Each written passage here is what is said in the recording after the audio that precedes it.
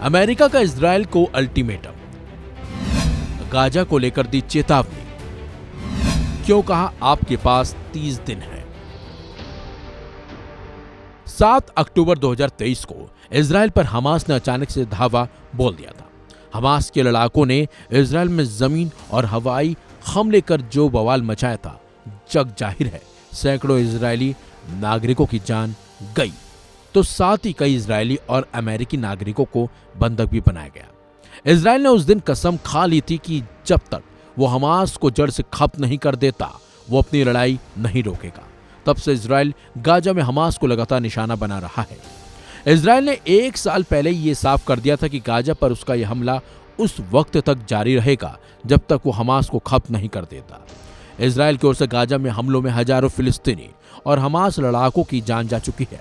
Israel ने Hamas chief Ismail हानिया तक का खात्मा कर दिया, लेकिन उसकी लड़ाई खत्म नहीं हो रही। गाजा पट्टी में हमले अभी भी जारी हैं। इसी बीच अमेरिका ने इजराइल की टेंशन बढ़ा दी है। दरअसल अमेरिका ने इजराइल को अगले 30 दिनों का खुला अल्टीमेटम दे दिया है।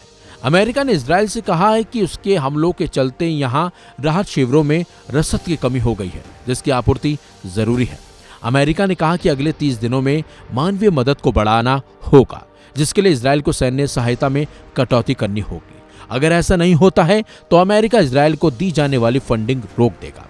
ये पत्र रविवार को इजराइल के रक्षा मंत्री योव गैलेंट और रणनीतिक मामलों के मंत्री रॉन डर्मर को भेजा गया है।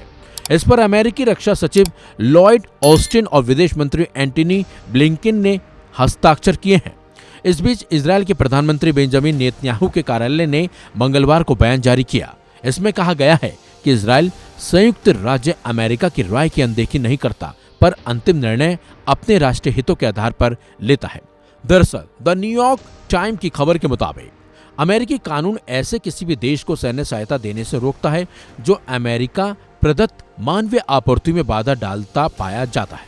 बावजूद इसके अमेरिका इजराइल की सैन्य मदद कर रहा है। वहीं हमास के खात्मे को निकला इजराइल इन दिनों कई मोर्चों पर जंग लड़ रहा है। इजराइल हिजबुल्लाह के साथ साथ ईरान और हूतियों के हमलों का भी शिकार हो रहा है, जिसको लेकर वो जवाबी हमलों को अंजाम दे रहा है। इजराइल का गाजा पर मंगलवार को भी हमला जारी रहा।